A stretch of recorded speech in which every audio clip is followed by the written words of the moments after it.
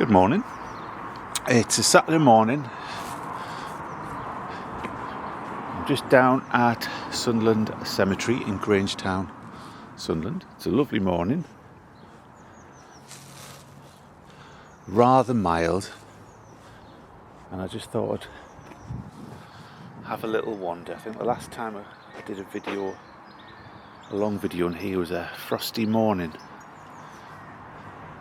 One Saturday before Christmas.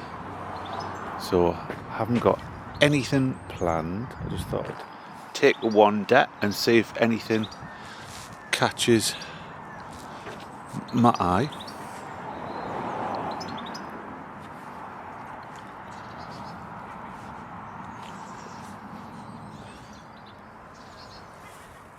And we'll see if we can get as much history into this particular video.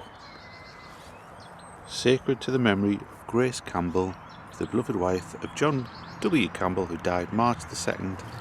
I think that's 1859. She was just aged 24 years. So one of the many examples of relatively young couples where one of them died young.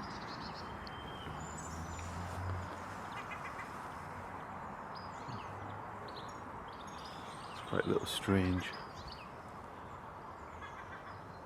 Quite Egyptian on the head.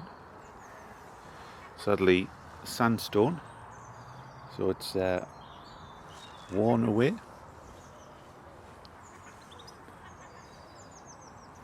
I think this cemetery was either 1857 or 1855 off the top of my head. I should know, but I've forgotten.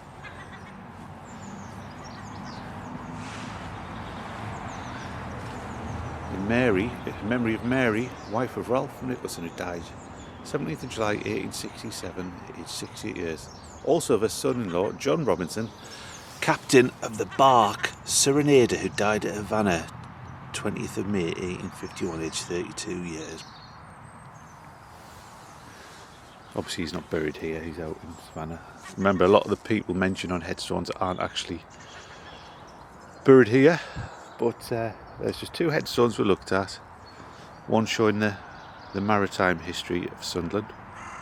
One showing the loss of a partner. And then next to this one, there is an Eleanor Campbell, wife of John Forcer or Forger. I think that's Forger. Not a particularly good name, that. Well, it's a cool name, but Forger, who was another master mariner who died December the 27th, I think that's probably 63 or 67, aged 37 years. Also her infant son, who died December 23rd, 1863.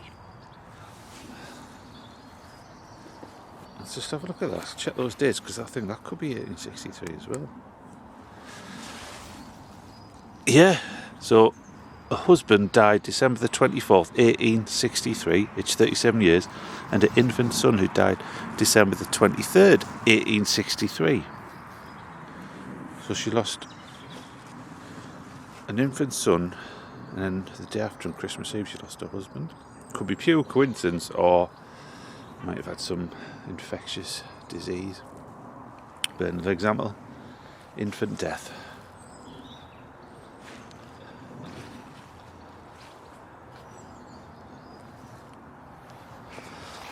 There's a Thurlbeck. Sadly, it doesn't show who it was.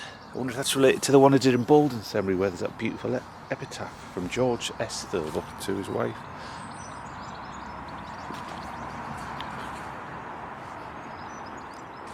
But like most Sunderland cemeteries, the amount with Scottish surnames, we've got Hamilton, just had a Campbell.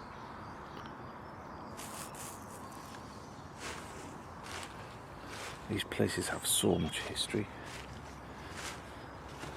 This is an old one. Sacred to the memory of Mary Ann Earl, wife of J. Mills, died December the 29th, 1863, just 29 years. I might be able to read this one. Mourn not for me, my children dear, from not lost, but I am not lost, but sleeping here. My classes run. My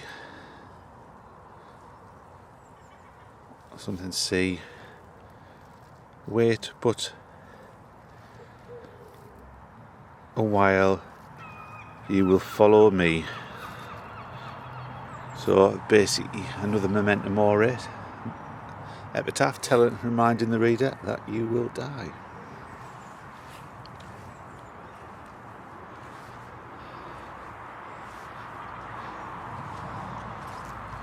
To the memory of John Smart of Ryep Mill House. He was 76-year-old, and his wife Mary Ann was his relics. That meant she never married again. She was 71, so both very relatively decent long lives for that particular time. I love the old places when you get Ryep Mill House. Sort of sums up a different world, doesn't it? The village mill at Ryep. There's another Scottish surname, Nisbet.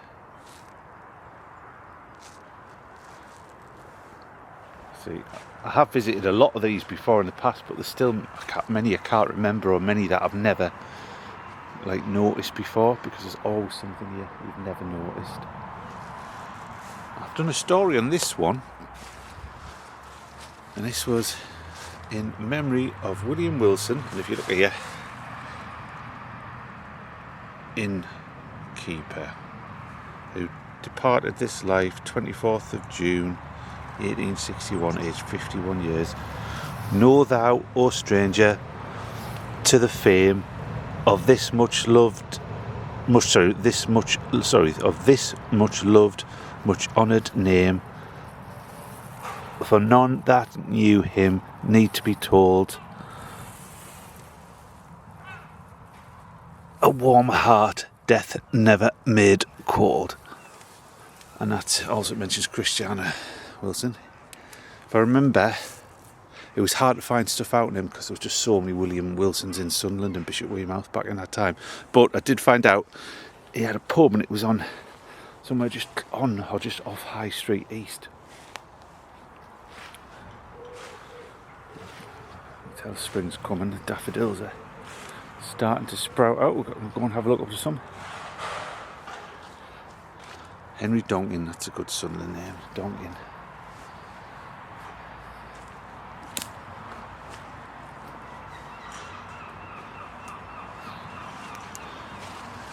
That's Hugill. Normally you see it with a Hughhill.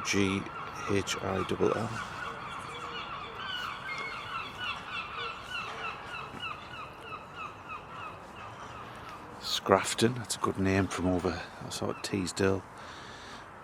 Infection George Scrafton, 1869.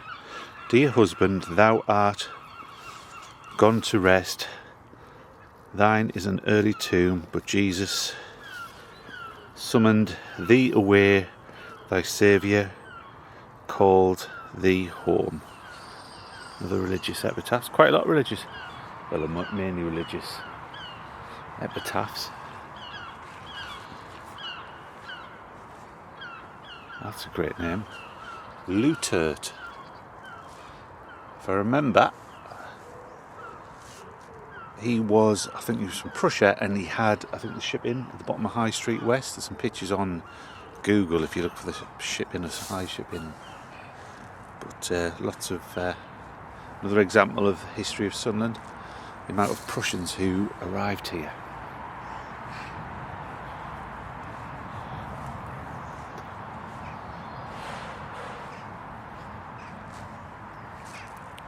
That's one for the Vowel family. Interesting name. I think they came from down Plymouth way. See here, in memory of Elizabeth, wife of John Nielsen, who died December 20th, 1862, aged 55 years. It's got their proverb, I think, which is 31, 20th, 29th verse. If you go to that proverb, it tells you it's about what a wife and a good mother is and so on like that. So rather than write it all out. It's like an old-fashioned link. Watch out, because there's some daffodils coming through there. John Clark Davison, another master mariner. So just cut through here because this looks. I like this one here. So look, it's got to get this up. So if you look at that one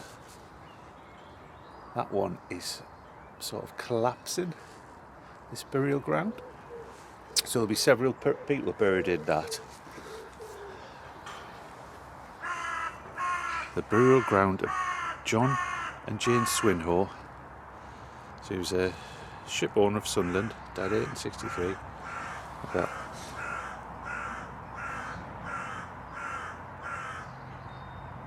Farewell, my friends, my life is past.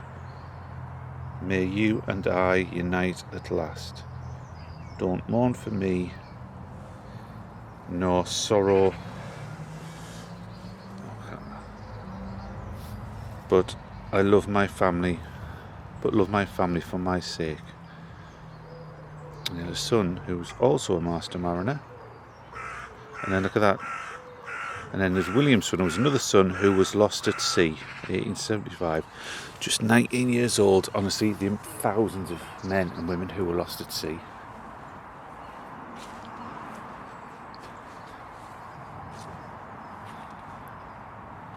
And then here we have a burial ground for the Ritson family. There's quite a few Ritsons around us at that time. It was a big ship owning family.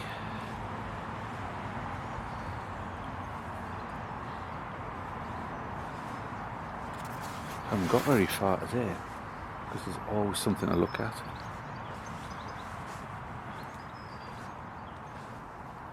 And this has just got such a volume of old ones close together. As you can see, a fine bunch of daffodils you get from that lot. I'm just looking in the distance to see if I can spot anything of interest. Well, they're all interesting if you dig deep. Even if they don't mention anything interesting on the headstone, there's always a story behind them. And there, look, Dorothy, wife of John Mariner, master mariner. But not all master mariners died at sea, obviously.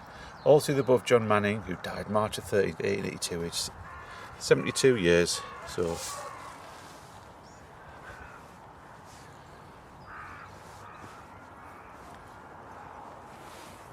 good thing about Sunderland Cemetery is all the old stuff's quite close together, so you don't have to traipse all over the place. Whereas also at Seaburn, the older sections, the ground, it's all over the place. It's on the hill, it's on like a couple of hills.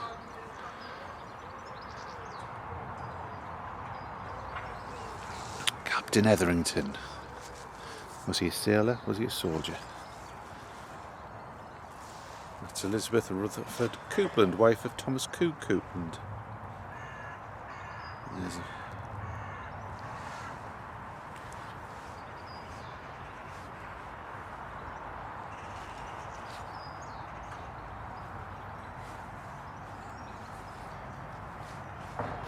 Woodruff. There's William Lee, a farmer of Ryop Lane. Now Ryop Lane is possible. That road you can just hear behind me is Ryop Road. Probably would have been called Ryop Lane back at some point.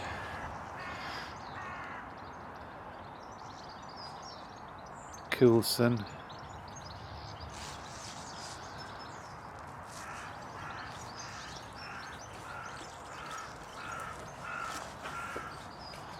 William Coulson. And then down at the bottom, this burial ground must be members of the Coulson and the Pedder family. It's quite big little section. The railings have gone. But this Frederick Pedder died and was buried at Galveston, Texas, USA, 22nd of February 1885, aged 48 years. So possibly he'd either emigrated or he could have been a sailor. I think Galveston was on the coast. There was a massive hurricane or something there in the early 1900s, I think, where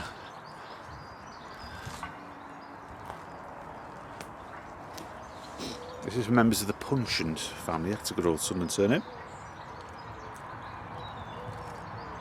Let's see, it mentions one of the children was interred at Sunderland Churchyard, which is Sunderland Parish Churchyard down in the East End. So sometimes you see lots of surnames in different spellings, like Hudspeth, normally it's Hudspeeth, but this one's down as Hudspeth. Still might be pronounced Hudspeth. Death rides on every passing breeze. He lurks in every flower. Each, I think that's sorrow, has its own disease. Its peril every hour. It's quite a dark one. But breeze, it's got an S there. I thought normally spell it with a Z. That's something rare. That's like an iron headstone, but sadly, I wonder if you can see the inscriptions. No, it's all gone away. John Ditchburn, who was accidentally drowned at Hendon Dock, January the 1st, 1883, aged 65 years. A good start of the year with that for his poor wife Mary. See, Charles Earl, Master Mariner. If you go to all the the three main Sunderland cemeteries, it's just Master Mariner. Master Mariner.